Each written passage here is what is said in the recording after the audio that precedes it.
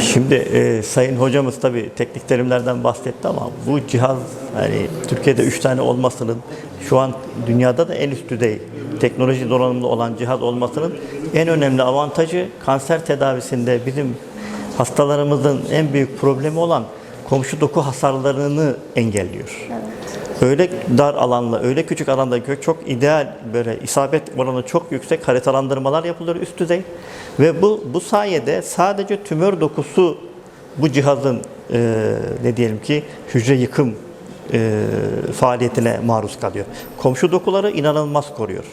Hem gerekli olan yeri tedavi ediyorsunuz, hem de komşu dokuya zarar vermiyorsunuz. Bu çok büyük bir olay. Dünyanın en çok peşinde koştuğu olaylardan biriydi bu. Çok şükür bu teknolojiyi de ilimize kazandırmanın mutluluğu içerisindeyiz.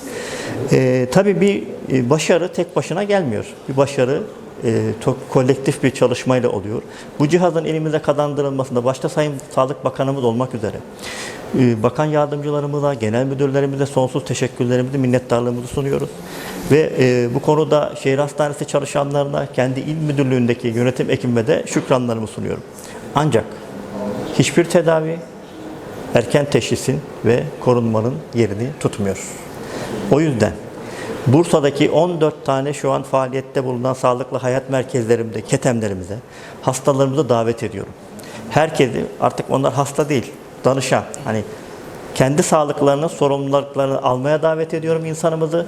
Buyurun, gelin taramalarımızı yaptıralım. Çünkü erken teşhis kadar kaliteli bir tedavi maalesef yok. O yüzden bu çok kıymetli vurguyu bir daha vurgulamak istedim. Bakın 14 tane dedim. 15.'sinin KES'lerde bitmek üzere. Yakında ruhsatlandırması bitecek. 16.'sının işte temelini atmak üzereyiz.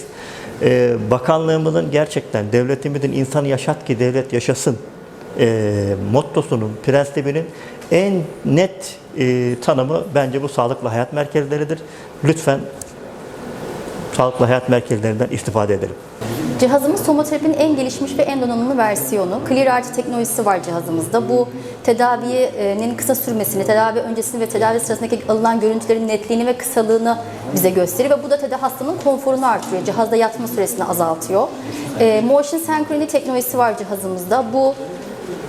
Bu hareketli organlarda, hareketli tümörlerde, akciğer kanseri gibi, pankreas kanseri gibi solunumla takip edip sadece tümörü anlık ışınlıyor ve daha hassas bir tedavi sağlıyor.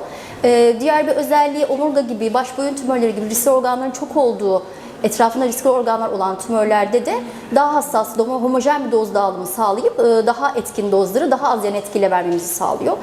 Kısa, kesiksel ve uzun bir tedavi alanımız olduğu için cihazımızda da kraniospinal ışınlama ve tüm vücut ışınlama gibi zor ve kompleks tedavileri de tek seferde ve kısa sürede tedavi edebiliyor.